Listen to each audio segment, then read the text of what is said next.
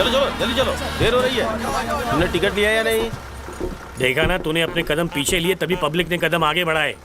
जाने के लिए सिर्फ एक ही बस थी। अब बोल कैसे पहुंचेंगे?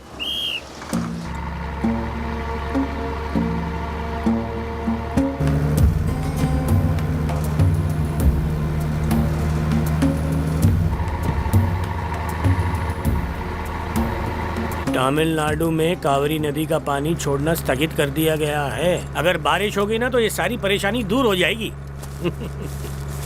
फॉरेंसिक डिपार्टमेंट को एक इन्वेस्टिगेशन के दौरान जमीन से मिले 107 इंसानों के कंकाल।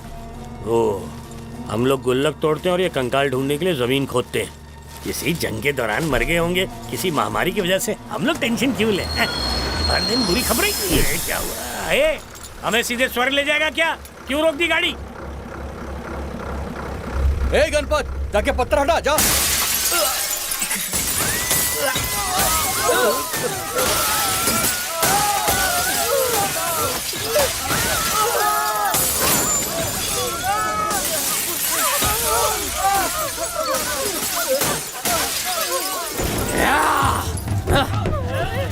किधर है वो? हर तरफ देखो उसे। है? कहाँ है वो? बता। बोल कहाँ है? नहीं बताएगा। बता। हवलदार के साथ एक कैदी भी था, कहाँ गया वो? चलो ऊपर है वो, आ जाओ। छोड़ने का नहीं उसको, आज देखो खत्म कर देंगे।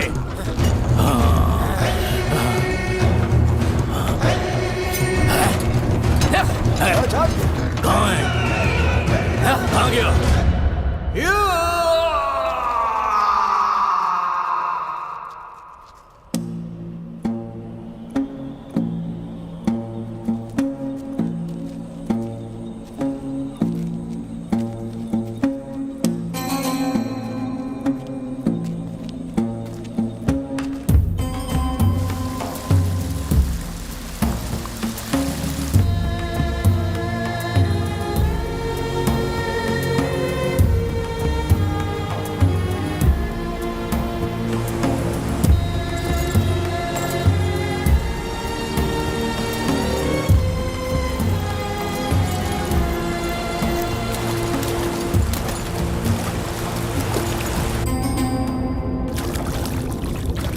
कौन थे रे वो लोग?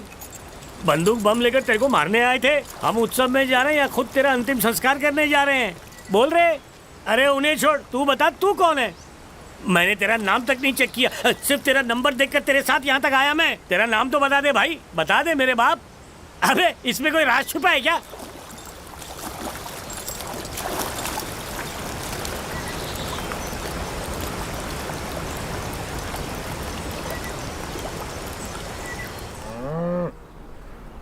और मेरा गांव है भीमनल्ली। वहां मेरी खुद की एक भट्टी है।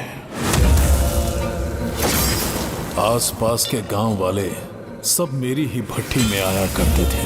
खेती के लिए हल, झाड़ काटने के लिए कुल्हाड़ी, फसल काटने के लिए कोयता, हसिया, रेक, तलवार, छुरा। मैं ये सब औजार बनाया करता था, गला काटने के लिए तलवार तक। मेरी भट्टी में लोहा, और उसी लोहे पर जब मेरा हथौड़ा पड़ता तो लोहे में जान आ जाती थी।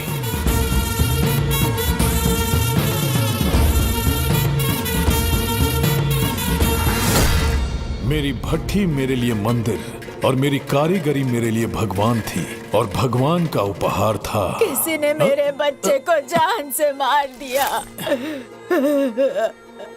ये रंगप्पा और उसके आदमी में से किसी का काम है। ऐसा कैसे बोल रहा है रे तू कटेरा? मेरे खिलाफ कोई सबूत है क्या तेरे पास? ये मैंने खुद अपने हाथों से बनाया है। ये मुझसे बात करती है। पिछले साल फसल काटने के लिए ऐसे 4 कोयते अपने हाथों से बनाए थे मैंने। कुछ याद आया? तू कह रहा था कल तेरा उससे झगड़ा हुआ और इस मासूम को मार दिया तूने। पापी है तू। फर्क नहीं पड़ता कि कौन सा औजार कहाँ कहाँ बना है, लेकिन अपने हाथों से बनाया हुआ हथियार में फौरन पहचान लेता हूँ। जैसे ज्योतिषी हाथ पकड़ के सब बता देता है, ठीक वैसे ही मैं औजार देख के उसका इतिहास बता देता हूँ। ऊपर वाले ने मुझे हाथी के दिमाग के साथ उसकी ताकत भी दी है।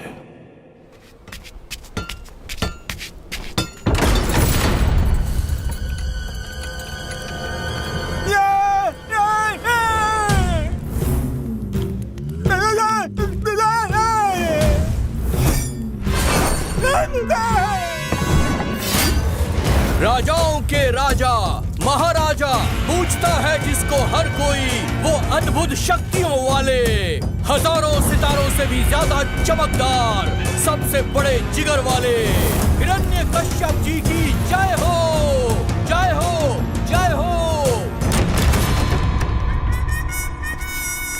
गुरुजी, उम्र को लेकर क्या भेदभाव कर रहे हैं? हर कलाकार को एक ही नजर से देखिए। चंगा जो आपसे काम मांग रहा है, आपने उसकी बेइज्जती करके उसे भगा दिया। अरे बात कर रहा हूं ना मैं।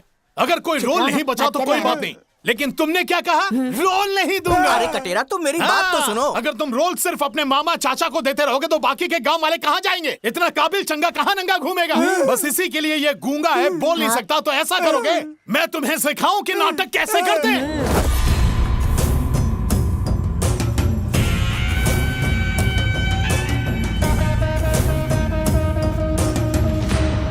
क्या परेशानी है साला बाबू?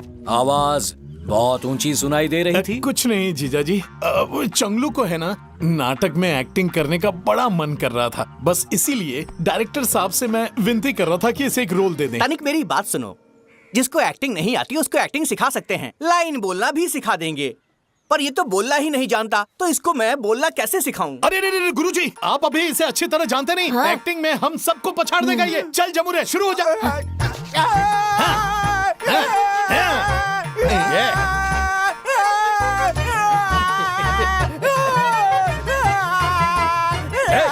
चुप कर।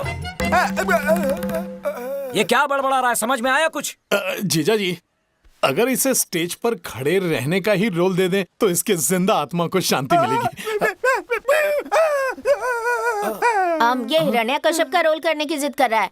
अरे साला बाबू, तुम इस गूंगे को मुझे नीचा दिखाने के लिए लेकर आए हो ना? ये मेरा रोल मुझसे छीनना चाहता है अरे ना? नहीं जीजा जी, जज्बात में कुछ ज्यादा ही बोल दिया और मुझे भड़का के यहाँ ले आए। माफ करना। अरे चलना, निकल निकल निकल यहाँ से। आज शाम को कोई नाटक नहीं होने वाला है। मैं आपसे सीधे घर पे मिलूंगा। घर पर तो मैं मिलूंगा। मेरा बच्चा, मुझे लगा था तेरे पैदा होने के बाद जिंदगी संवर जाएगी, तू बहुत बड़ा आदमी बनेगा, लेकिन बच्ची कुछ ही जिंदगी भी खराब हो गई। तेरा बाप भी मुझे छोड़कर चला गया। कहती थी जो होगा देखा जाएगा, पर अब कुछ नहीं देखा जा रहा। भगवान, गोपाल बोलो, राधा हरि। कल सुबह मेरे घर आइएगा ना, मैं आपको बहुत अच्छी दक्षिणा दूंगी। और अभी आप मेरे बच्चे को आशीर्वाद दे दीजिए ना स्वामी जी। चिरंजीवी भव, सुखी भव। माँ, माँ, माँ सुनो ना। माँ, माँ, वो कभी नहीं बदलने वाला। उसने मुझे फिर से घर से निकाल दिया। अरे चुप कर, कितना रोएगी तू? धक्के मार कर घर से निकाल दिया। अब किसकी तरफ से बोलूं? पति की तरफ से कि भाई की तरफ से? क्या बनाया है माँ? चने की दाल बनाई है। मुझे भी थोड़ा खाना दे देना। तूने सुना कि नहीं? तेरे जीजाजी ने मुझे घर से निकाल दिया। पीपल के पेड़ से लटक कर अपनी जान दे दूंगी।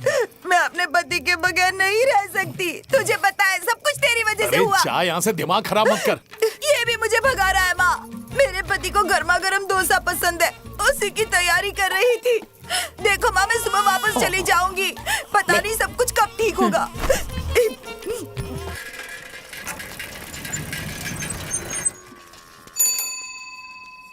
अब दो मुर्गों की जंग शुरू होने वाली है। अपने सम्मान को भुलाकर मैं आपके पास आया हूँ। उसे क्यों छोड़कर आया? तेरे साथ आने के लिए मना कर दिया क्या? अरे क्या मजाक कर रहे हैं? हमारे बीच हजारों लड़ाई हो, लेकिन इसमें औरतों को क्यों घसीट रहे हैं? घसीटूंगा, औरत को बीच में घसीटूंगा। घोड़े को काबू में रखने के लिए चाबुक की जरूरत होती है, वैसे ही तुझे काबू में करने के लिए तेरी बहन चाहिए। अच्छा, तो बिना किसी वजह के मेरी बहन को घर भेज दोगे और वो बात का बतंगड़ बना के पूरे गांव में ढिंढोरा पीटती है। उसमें तो वो माहिर है। खाना बनाना तो आता नहीं, लेकिन बात का बतंगड़ बनाना अच्छी तरह आता है। अड़ोस पड़ोस के लोग आ गए हैं, तमाशा हो रहा है। अंदर चलो, बैठ के बात करते हैं। चंगू, दारू के मजे ले रहा है? दारू पीने से तेरी अच्छी तरह ऑयलिंग होगी और तेरी जबान चलने लगेगी। ओहो जीजा जी, तो इसी सब की वजह से आपने दीदी को घर भेज दिया क्या? और क्या करूं, उसने मेरे बेटे के सामने पीने से मना किया है। वो बचपन से ही ऐसी है। मेरे बाबा को भी नहीं छोड़ती थी। वो बाबा से कहती थी कि पीना है तो ठेके पर पियो, घर पर कभी मत पीना, नहीं तो भाई बिगड़ जाएगा। सच में मैंने खुद देखा है, वो बहुत प्यार करती है तुमसे, सचमुच। हमारी शादी को 16 साल हो गए, लेकिन गर्भवती नहीं हुई।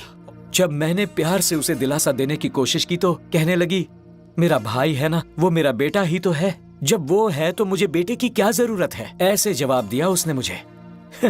बाद में ऊपर वाले ने हमें एक बच्चा दिया, पर हमारे लिए तू ही हमारा बड़ा बेटा है। ये मेरा गांव है और ये मेरे लोग। हर कोई गांव में काम को ही पूछता था। सुख हो या दुख सब साथ मिलके उसे बांटते थे।